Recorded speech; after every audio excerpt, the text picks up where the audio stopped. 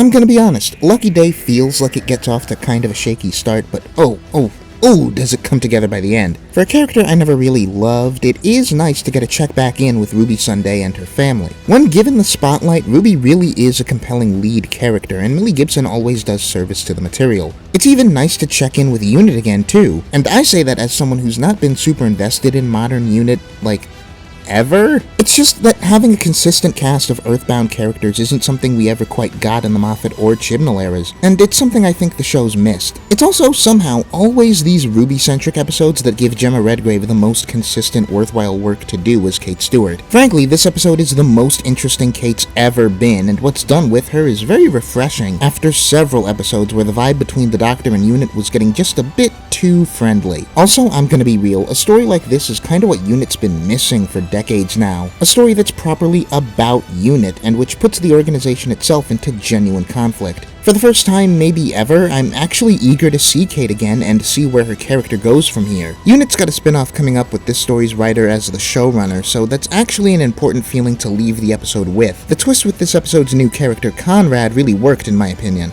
As it was going, I thought I had a sense of what the thematic intent with his character was, but I still felt it didn't quite justify some stilted feeling moments throughout and a general lack of chemistry between he and Ruby. By the halfway point, those complaints were wiped clean, and though I was right about his character in a super broad sense, it took a very different form than I expected. Repeat viewings are going to be very kind to this episode. It's rare for a Doctor-lite story to give the Doctor himself a genuinely great scene, but Chudy's brief appearance in this one is a banger and a half. Outside of some very brief glimpses of it in Boom, this is the first we get to see 15 play up the Doctor's scary, angry side, and it gave me the chills. Anyway, Pete McTighe is now 3 for 3 in my books for episodes that could have been truly great, but end up settling in the solid or really good zone because they had one too many elements to juggle. Like and subscribe for way more Doctor Who videos, and let me know what you thought of the episode.